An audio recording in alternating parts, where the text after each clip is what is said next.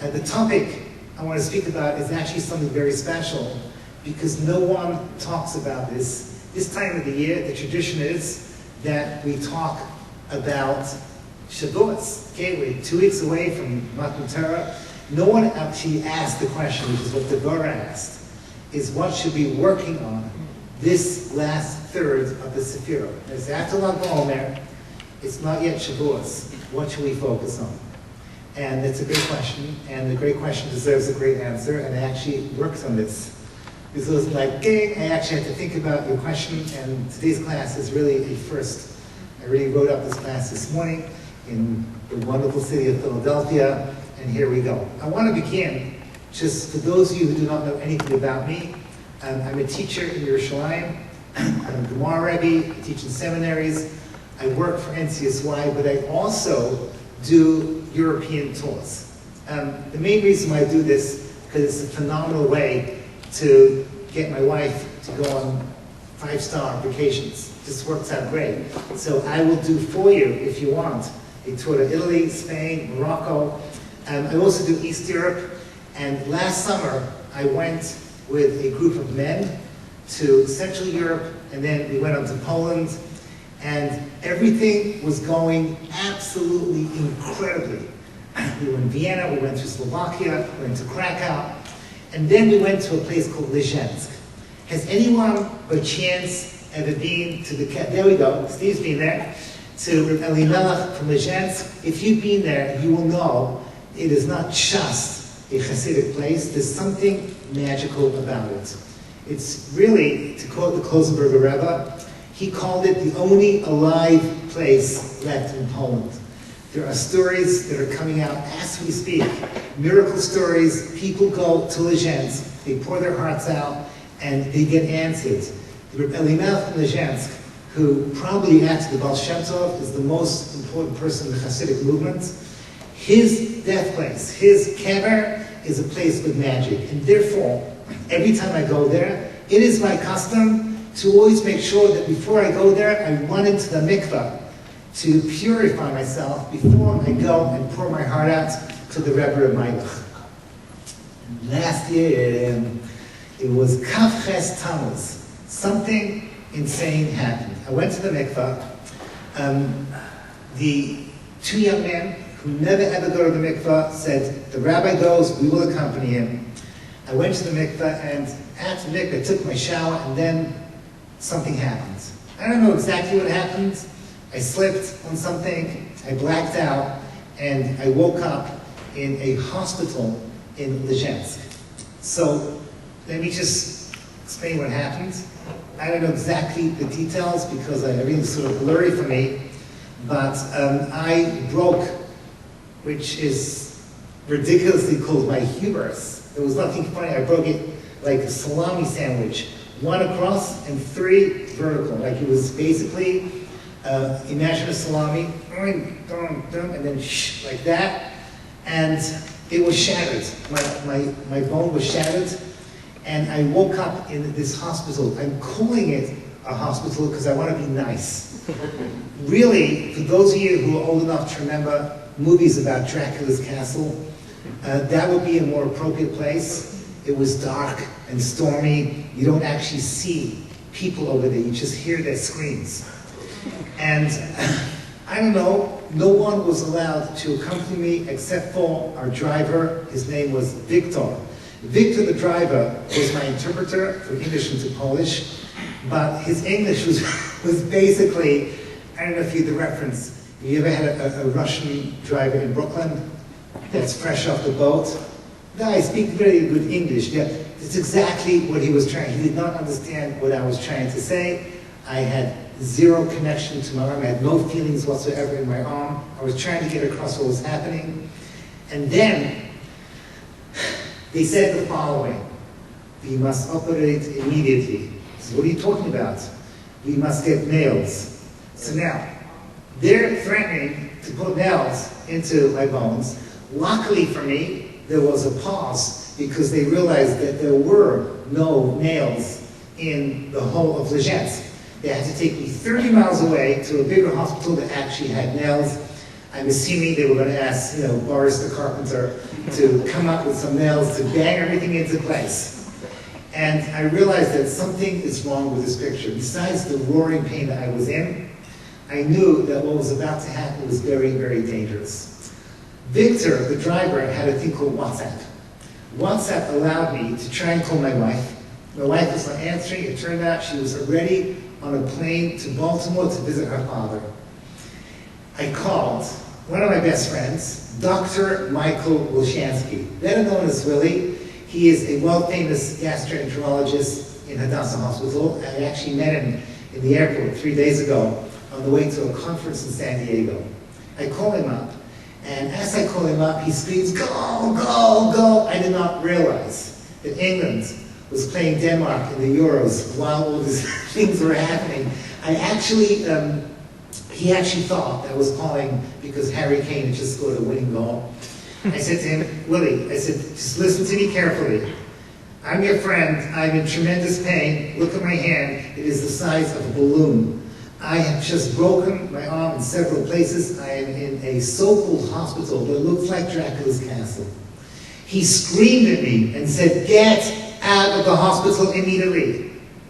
I want you to get to Israel as quickly as you can. We'll take care of you once you arrive in Tel Aviv." Okay? I turned to Victor and I said to Victor, "We are escaping from this hospital." Ding, ding, ding, ding, ding, ding, ding. This is it. Escape from a hospital. We ran out of there. We ran to the taxi. He picked up Dove, my friend, and we headed 5 hours north to Warsaw Airport to catch a plane to Tel Aviv. Now this was crazy. It's the three of us driving the whole night long. And I am in exceedingly deep pain. The only thing that was good about that hospital is that they gave me drugs that, I don't know how to say this politically correctly, with a lot of opiates in it. First time for everything. And yeah, that was interesting for me. But the pain was real. The pain was horrendous. And then I noticed something that scared me beyond belief. Victor, the driver, who had been driving all night, was starting to like swerve around. And he was falling asleep on the wheels. So I said, "Okay, Victor, listen to me. Get up the road, take an hour break, and then get us to the airport." "Thank you very much." Then he gets up the road, and he veers into a Polish forest and stops the car. And within seconds, he's asleep. Dove is asleep. And at that moment, I experienced an epiphany that I'd never had in my life. Never in my life have I felt so afraid, for many reasons. First of all, which was by far the worst thing of all, was that Victor was snoring and Dove was snoring in harmony. This was a form of torture I cannot begin to explain to you. Victor had a bad cold, so it was kind of like nasally. Picture King David's harp. And it was just like, he was the high tones, Dove was the low tones. I was in roaring pain. This is probably what hell is all about. Much worse than teaching 8th grade. This was the most frightening thing I could ever imagine. And the pain was like something I had never experienced. I just want to thank Hashem publicly that I've been teaching now for 30 years. Not once do I ever remember taking off a day because of sickness. Thank God, Hashem has always been good to me. Baruch Hashem, I'm a healthy person. I never really experienced pain until that moment. With the pain came tremendous fear. I'm trying to be subtle about this, but I want you to stop and think for one moment what you cannot do with just one hand. What's your name, please? Akiva, okay? I want you to undo your shoelace and then tie it up with one hand. Okay, I got it. There's actually a YouTube tutorial which you can look up, and this annoying young lady shows you how to do it. She makes it look easy. Trust me, it is virtually impossible. And this is what I'm going through. There are other things that you cannot do with just one hand. I'm not going to be graphic, but I'm telling you now, I was terrified. I was absolutely terrified. I'm a person that likes to be in charge. I like to help others. Suddenly I realized I was in an extreme place of vulnerability. I turned to Hashem and I prayed to Him. Hashem, this is in your hands. You've got to help me out over here. What happened over the next couple of weeks and months was the most extraordinary experience I've ever had in my life. Never in my life have I been the recipient of so much loving kindness, which is an incredible thing. Now, Victor was really an incredible guy. When Victor woke up an hour later, I said, okay, let's go to the airport straight away. How long will it take us to get to the airport? And he says to me, 5 minutes. I said, you're kidding me. 5 minutes? You could have just taken, okay, whatever, okay? It's all good. But Victor was my man. He ran out with me from that hospital. He had driven me all the way to Warsaw, dove. A man, and he's 70 years old. He stopped the trip. He volunteered to fly with me back to Tel Aviv to make sure I was okay. I arrived in Tel Aviv. There's a organization called Yad Eliyahu and Hasidim. They arrange for you to go from the plane directly to Hadassah Hospital, so you don't have to go through the airport. And this was another chesed. Once I arrived in Hadassah, chesed after chesed after chesed. Ricky Zucker, who those of you that know, your Princess Chani, her aunt. Princess Chani, by the way, is my Down syndrome granddaughter, who is an Instagram model. You can follow her, but she's 5 years old. She's gorgeous. Her aunt was there for me. She got me through all the red tape. And all I saw after that was chesed after chesed after chesed. Hadassah Hospital itself, forget about me. They have people that volunteer, they cheer you up, they bring you food, they take care of you. People that just are purveyors of smiles. One of my sons, Yaakov Yisrael, he decided to take care of me in a way that I could not even believe. I mean, I'm just going to say it. He helped me shower. He helped me do things like functions that it took me several months before I could sleep in a regular bed. And all my daughters and sons and son-in-laws, they all galvanized, what can we do for Abba? And I realized that we live in an amazing world of chesed. I've always been giving chesed, never the recipient of chesed. It was a new way of me to see the world. Why am I telling you this? Because this is directly connected to the message that I want to share with you this evening. What do I mean? Spirit Omer is, in a sense, a paradox. Because we are preparing for what? To receive the Torah. How are we going to prepare to receive the Torah? We need the Torah to be able to prepare to receive the Torah.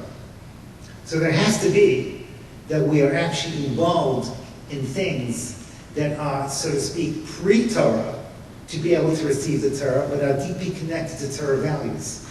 Just to give you a parable of what I'm trying to say over here. When you get married, those of you who are married over here, you'll remember this stage of your life. Both the bride and the groom. So you want to be the best husband, you want to be the best wife. So you will research your spouse, and you'll think about what you need to do to prepare for that awesome day of the marriage, how you can be there present for that person that you love. But you don't really know that person. If I ask someone under the chuppah, do you know the person you married? They say, I think so. But basically all you know is the statistics. You know their life story, you know a bit about their personality, you know what they've done, where they've been, what kind of jokes they like, maybe you know what flowers they like, what chocolates they like. But if you ask someone 10 years into the marriage, do you know your spouse, and you have a great marriage, they will laugh at you when they realize how different the answer is then to the way it was on the night they stood under the chuppah.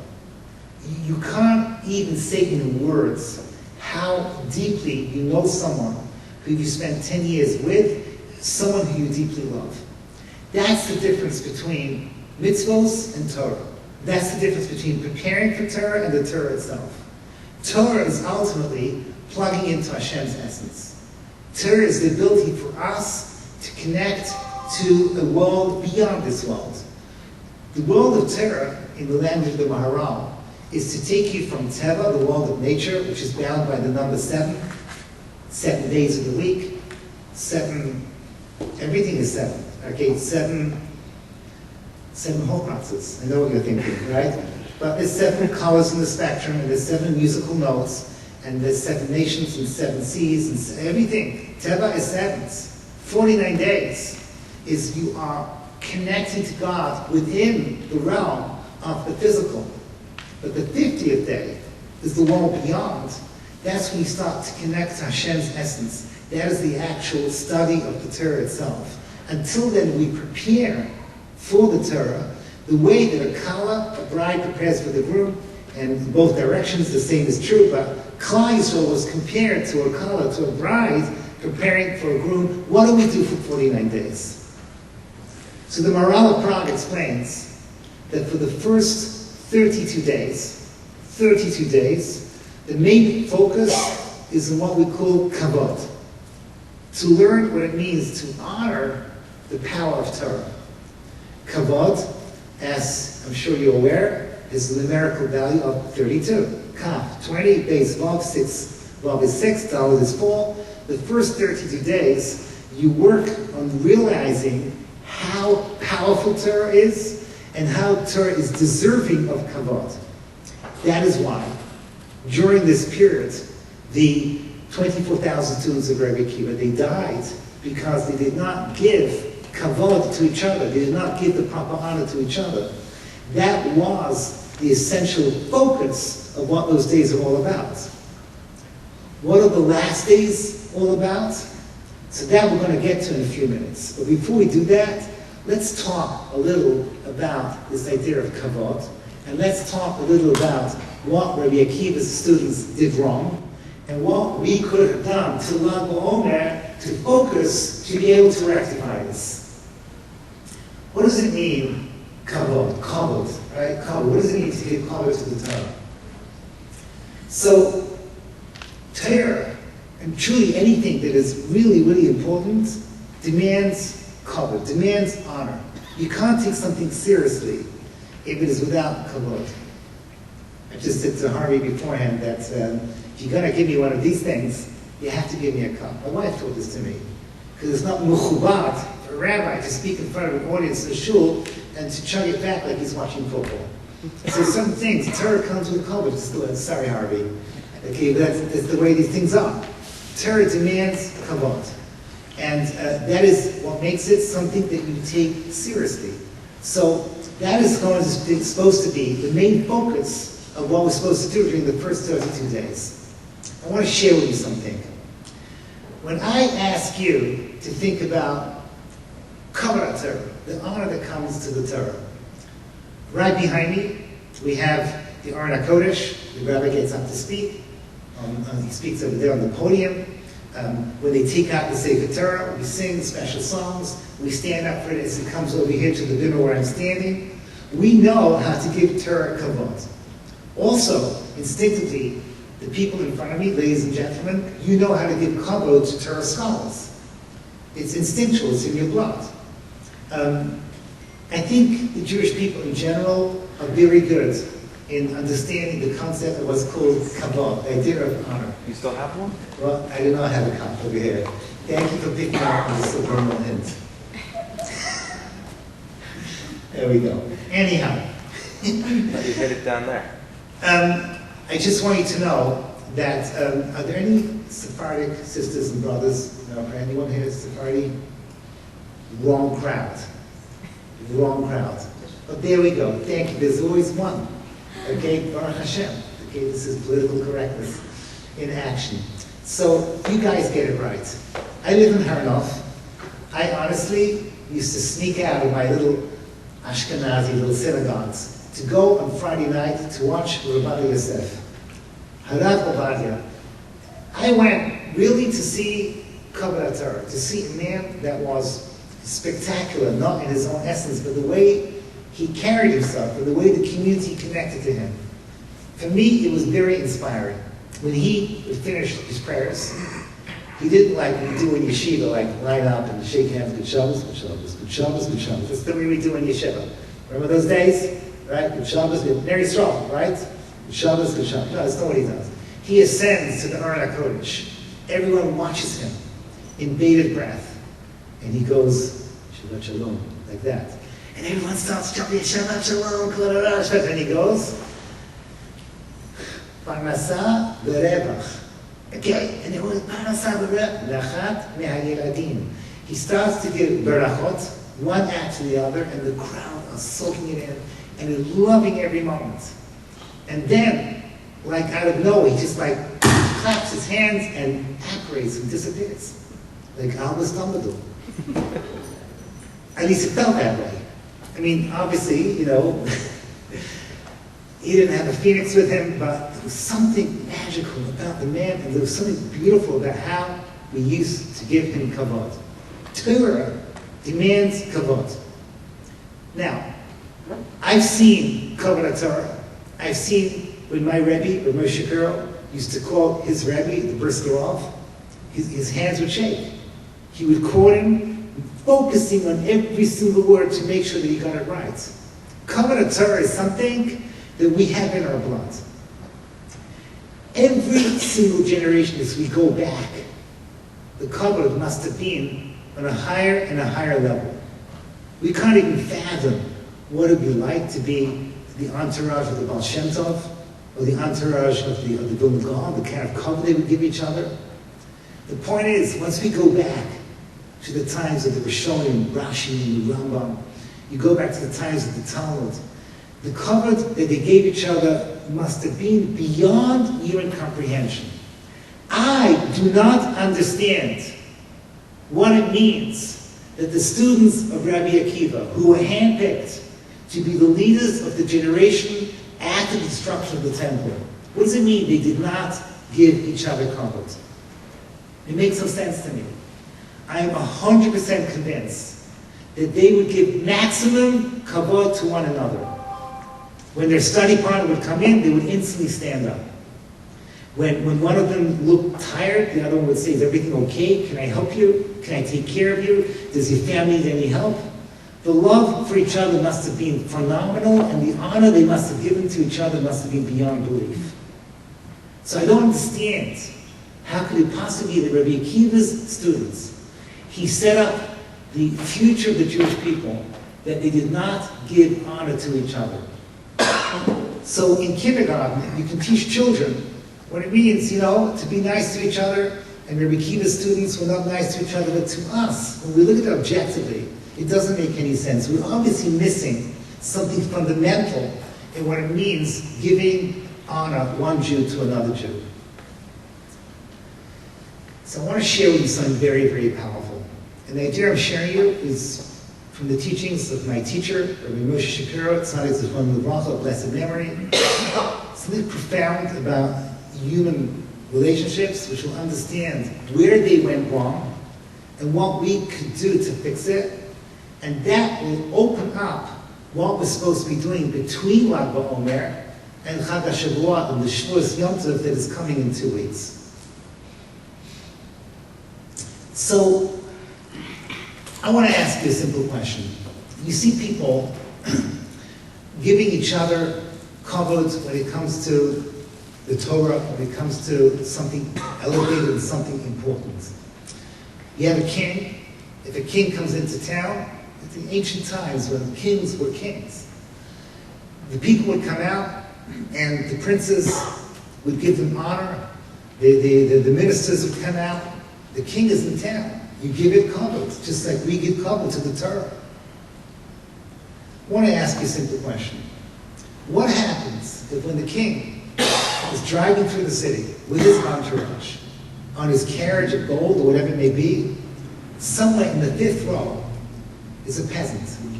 And that peasant has walked all day by foot from his farm to be able to wave the flag as the king goes past. Is that, or is that not, an honor for the king? So I notice that the wise audience is nodding their heads. But I'll tell you the secret. Society does not notice this. Society does not acknowledge this. The wise king will understand that whoever is in the 5th row with his muddy boots and his farmer's clothing is come to give him his honor, it is a very, very powerful form of honor to the king. This is a parable for two different types of cover that you can give the Torah. One is objective. One is what I just described to you. Again, my Sephardic sister over there, okay, if we have by the Hasidic masters, we see over there the cover they give the Rebbe. That would be the cover that Rabbi Akiva had when he came back after all his years of study, and he was surrounded by his students, and he came to greet his wife.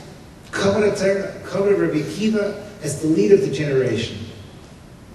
But there was another Rabbi Akiva.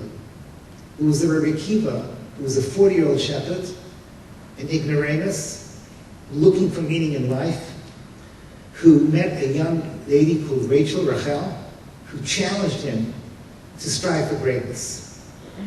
And he went and he sat in the kindergarten class where they were teaching the Aleph base, and he sat there with them because his knowledge was zero.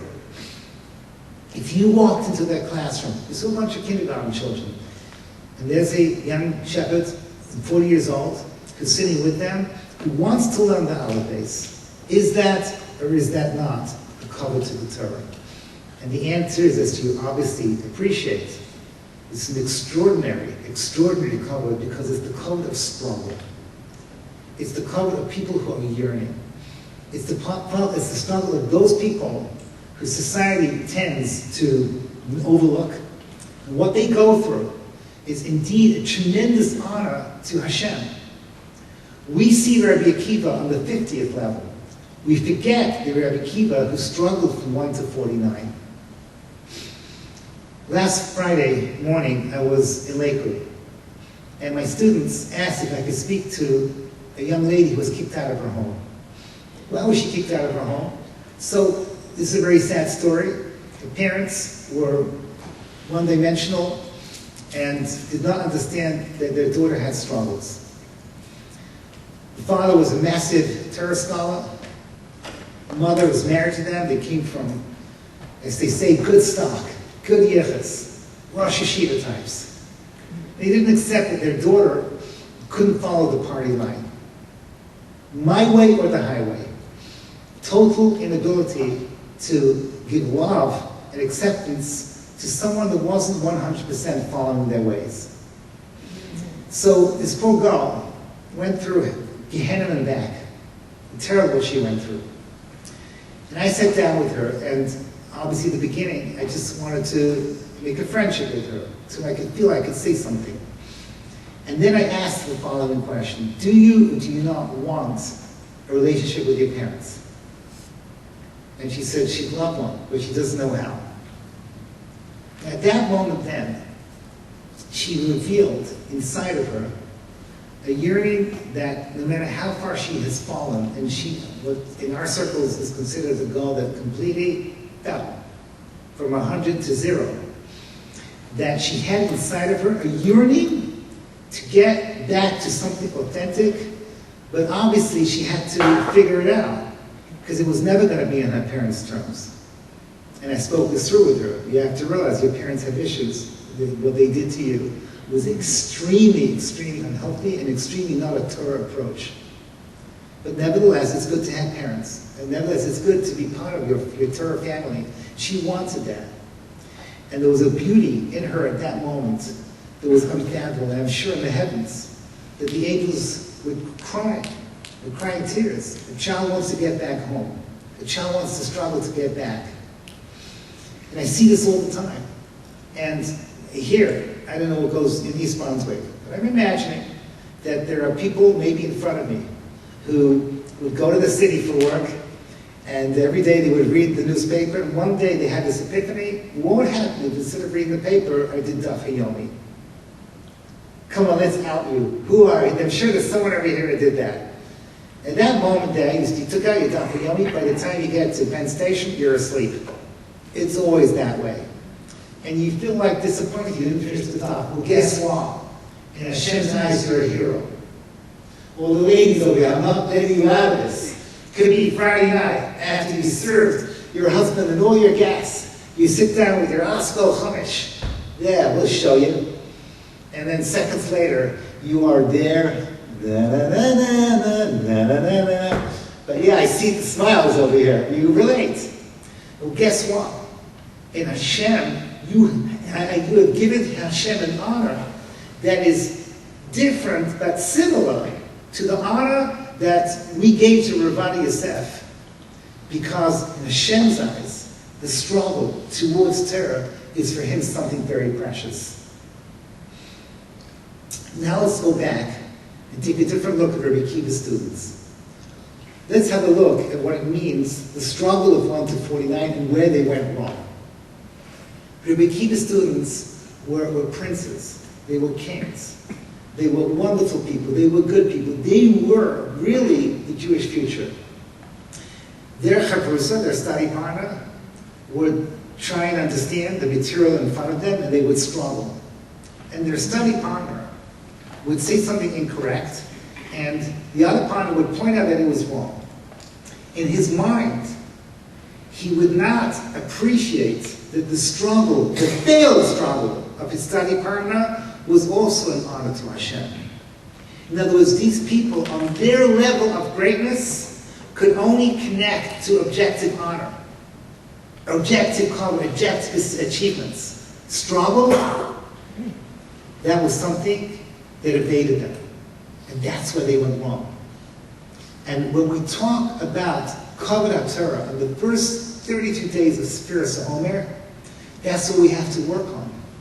And that beautiful light that was unleashed when we came out of Egypt was turned into darkness because of their inability to appreciate that struggles, even failed struggles, to get close to Hashem is something deserving of kavod. Kavod, remember, Gematria 32, that's the first 32 days of Sfiras HaOmer. So now, I want to bring this together, and we're ready to talk about the last third of Sfiras HaOmer.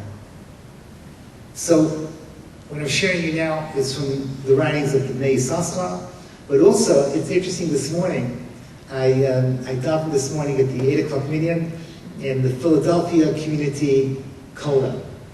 And there, I spoke over, after davening, about my ideas of what I want to say tonight with Rabbi Chiel Biederman. And he showed me a jewel. He's the Rosh Kol over there. He took out for me a Chasam Sofer, a Shuvas of Chasam Sofer, from the new volumes, which is set out based on the Chagim. It's like one of the first pieces in Sfiras HaOmer. And there he says something incredible. I never heard of this before till this morning. His Sfiras HaOmer is broken up into 3 groups of 16. The first 16 is until Rosh Chodesh Iyar. This next 16 is until Lag BaOmer, and the last 16 is what we're going through now.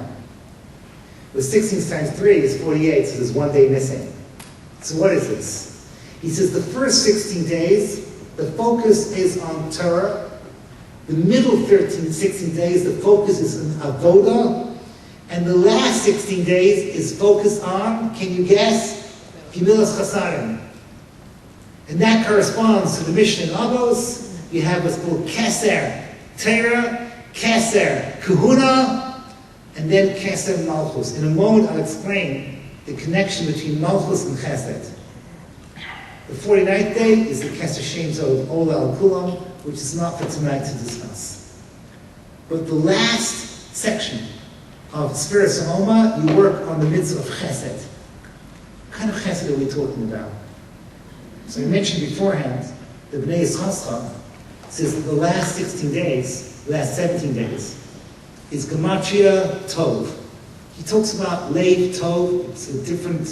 He'll take this class into a different angle. Leiv is 32. Tov is the last 17 days. We're supposed to focus on the word Tov. What does the word Tov mean? Good. What makes something good? Where is the first time we learn about the nature of Tov in the Torah? In Bereshit. So I'll give you a little clue. There's 1 day where Tov is missing, which is thank you, Michlala, okay, is the second day. On the third day, we have it twice. Why? What does Rashi say? Because it was incomplete. Something that is not shalem is incomplete. Something that is not perfectly in harmony is not really good. Something that's truly good is good from every single direction. By the way, that's why the luchos that we're going to get in 2 weeks was written on both sides. Because in the world that we live in, a lot of things have a flip side. At some point, Harvey, you're going to tell me the flip side of a Tesla. It's got to be there somewhere. Probably in the range. There we go, okay? There's always something there. Everything has a flip side. Even the physical world has a flip side. But Torah has no flip side. Torah is toiv, shalom, and perfect in every way. What does it mean to work on toiv? And why is this connected to chesed? So now I'm going to share with you something exquisite, beautiful. Remember that our story begins with Rabbi Akiva. Rabbi Akiva, after the destruction of the temple, knew 2,000 years of exile. 2,000 years of exile, how are we going to survive? So what was Rabbi Akiva's teaching? What was his mantra? Ve'ahavta l'reacha kamocha. That's it. You got to love your fellow neighbor like yourself. That was his big deal. That's what he taught his students. And that's what they were trying to do, and yet they failed in appreciating the struggles. Ve'ahavta l'reacha kamocha. You know yourself. You should know yourself. You have to know your fellow Jew the way you know yourself. Ve'ahavta l'reacha kamocha is one of the hardest commandments because it insists that you have an imagination that can allow you to step into somebody else's shoes. We mentioned Princess Chani. Princess Chani is my granddaughter with Down syndrome. I have to look at her differently from my other grandchildren. She has different needs. She has different ways of seeing the world. When my father, the last 10 years of his life, had dementia, so I had to go through a learning curve to learn how to do chesed for him. It was actually a lot of fun because we could go on adventures together. There are some, I don't want to be dark, but my dad and I became best friends. We used to go to Paris. It was just great. But it took me a while to learn exactly how to do it, so that I was actually giving to my father in the state that he was. If I'm working with a kid from Lakewood, it's not going to be the same as next week when I'm going to be a Shabbaton for NCSY in Orlando. These are public school kids, totally different background. I have to think differently. I have to step into their shoes differently. When you talk to me, okay, so I'm taking a look at Devorah now, okay? So this is your middle-aged rabbi. So you can't just expect me to sleep on any mattress. I'm just kidding, it's an inside joke.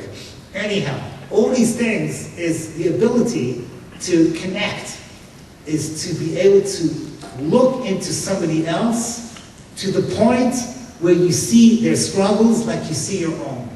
Ve'ahavta l'reacha kamocha. You see what you're going through. You know your pain. You know what's bothering you. It's deep in your heart. You have to find that in your fellow Jew. So for the first 33 days, part of what we're doing is looking to understand people, looking to understand what they're going through. The last third, which is the final preparation for our SINAI, is to go and do something. Don't just see the pain. Now ask yourself, how can I help my fellow Jew? That's true chesed. I want to ask you a question now. What's this got to do with Malchus? Keser Malchus, the Chassid Sefer calls it Malchus. Interestingly, those of you who are into the Kabbalistic customs are going to read the spirits of Omer. I don't know your custom, but I always, let's say, Lag BaOmer was Hod Shebahod. Each one has a Kabbalistic reference, which we're not going to talk about now, but the last week is Malchus. What does Malchus have to do with Chesed? When you think of a Melech, do you think about Chesed? The answer is that the biggest Baal Chesed is the king. Because a true king does not live for himself. A true king looks around and asks himself constantly, what can I do more for every single citizen? Well, sometimes it involves that he has to make a road through your field or through your city because it's better for the greater good. That's what a king has to do. That's V'ahavta L'recha Kamocha on a grander scale, where you see everyone simultaneously, how everything fits in with everyone else. But if a melech does his job and does his chesed the way it should be, in the end, his nation becomes one. Everything is underneath the king. The king becomes, like Paro said to Yosef, Echad ha'am, hama'ached es'am, I unite the people. That's the power of a king, where everything fits in. This is the ultimate expression of V'ahavta L'recha Kamocha. It's the true chesed. It's the king makes sure that everyone has exactly what they need in harmony with everyone else. It's just interesting that I take groups to Bnei Brak. We go occasionally to a Hasidic rabbi. Let's say vision. It doesn't matter which one. If you've never seen a tish before, it's kind of like freaky for the first time. It looks like that the Hasidim are serving their master, the Hasidic rabbi. And you ask yourself, what's this got to do with Judaism? The answer is everything. Because a real Rebbe, I'm talking about the real thing, the real McCoy, the real Rebbe, he sees his Hasidim, all he sees is their pain and their challenges, and all he's thinking about is, what can I do more? Today, the Rebbes, the real ones, they can tell you every single family in their Hasidus what they're going through, their struggles, who needs therapy, who needs marriage counseling, who needs more money.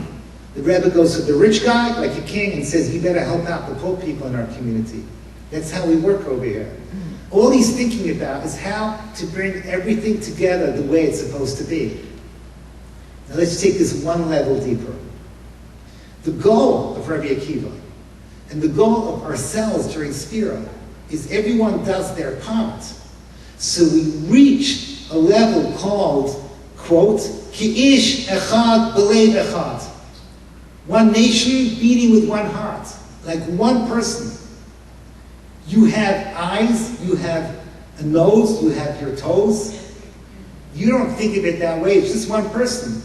Your nose and your toes have nothing in common. And they both smell. But the point is that there's nothing intrinsically in your mind that connects the different parts of your body. You're just one human being. Klal Yisrael, before they received the Torah, think about this, without the actual Torah itself, reach Ki ish echad b'lev echad. Just out of interest, who is the ish echad b'lev echad that Klal Yisrael became at Har Sinai? Really, when they arrived there, Rosh Chodesh Sivan, who is this ish echad b'lev echad? The answer is Adam Harishon B'fnei Achet. Klal Yisrael became Adam and Eve the way it was before the sin. They had become ready to receive the Torah, to be the bride to a king that is beyond time and space. They had gone back to, so to speak, the Garden of Eden. As we say, like I said earlier on, the world is the number 50, the world beyond sevens. So now, let's look at ourselves and bring it down into the real world. What does it mean for us? What does it mean for us? We have to work on something very, very difficult. Every single person should look around, not just the people here tonight, but the people in your community, or the people that you are connecting to, and ask yourself the following question. Am I doing enough? Don't ask what people can do for you. Ask what you can do for more for your community. If you need help, the rabbi and rabbis are right here. They'll give you a list of the needs of the community. But there's no one in this room that can really look at the rabbi and the rabbis straight in the eye and say, there's nothing, no more that I can do. You all have people that are close to you that are hurting. You will have people that are close to you that you have forgotten to see their struggles, and I'm speaking harshly, I apologize. Who am I to judge you? I don't even know. But I'm talking to myself. We're all guilty of this a little bit. To think about, really, can we do more? There's always more that we can do. That is the Ki ish echad b'lev echad challenge. That is the malchus that we have to become part of. That is the chesed, which is the last section of the Sfiras HaOmer, and that is the true Tov. Tov is shleimus. Tov is when everything fits in with everything else. That's what we have to be focusing on. My wife is from Memphis, Tennessee. She sure speaks like Leah's. Well, not really, but she used to. Her mom certainly did. You knew Debbie, right? You remember my wife? Okay, anyhow. We had a tremendous tragedy in our community just 2 weeks ago when Rabbi Nata Greenblatt passed away. Anyone by chance heard of him? Nathan Greenblatt. So, Baruch Hashem, I'm happy that you've heard of him. He was an unknown person in America. His true greatness was a little beyond belief.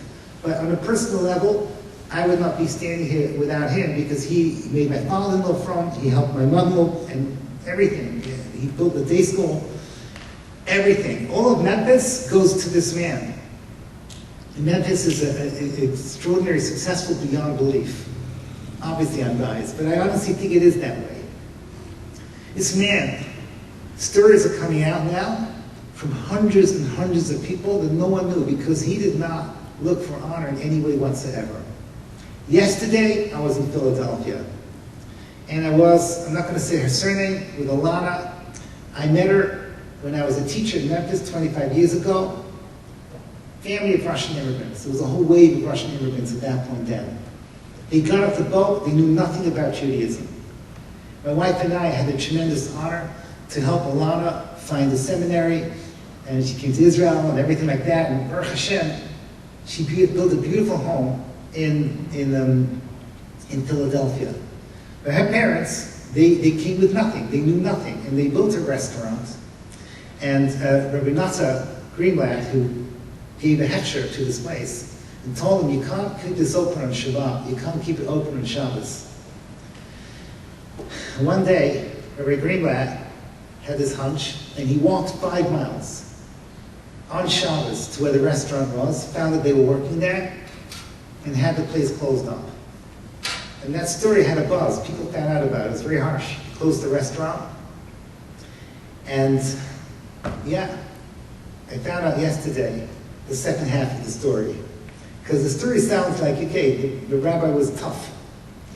What I did not know until yesterday is why is it that her parents probably cried the most at his funeral 2 weeks ago. Because after he did that, he went out of his way to get close to the parents and gave them extraordinarily lots of his time and love, and he built them slowly until they understood. And I'm just giving you the quote I heard yesterday, that not even a fly is allowed in the restaurant on Shabbos. That was the quote I heard yesterday. And literally, he became a parent to these Russian immigrants. No one knew about this. I only found out about this yesterday. It sort of means that you take responsibility, but then you show the love, you understand what you're doing, and you go into people's lives, and you help them with their struggles. Every single one of us can do these things. We have that ability to go that extra mile and to look at the people that are hurting. It's interesting, I mentioned to you beforehand, this girl in Lakewood. And I gave her this challenge. It's a crazy challenge to reconcile with her parents. I said to her, let me take a guess. Your parents, their parents were Holocaust survivors. She says, how did you know? Rabbi instincts. I've seen this before. People came out of the Holocaust. Unfortunately, I call this as Hitler is still haunting us. He put people through hell. These people came out of the camps, out of the lagers. A lot of people became very harsh people. They were not easy parents, and they passed on to the next generation. I said, I'm challenging you. You're 19 years old. Stop looking at your parents the way you did when they kicked you out when you were 16. You're an adult now. Your parents have issues, but they come from places. You're not going to change your parents, but you can change the way you see them. That's part of our challenge of what it is to see the struggles that people are going through, and to try to connect with them, and to try to deal with them, and to try to fix things. So let me summarize what I came to say to you today. And yeah, I'm really talking to myself. I really am talking to myself. It's not for me to preach to such a wonderful audience.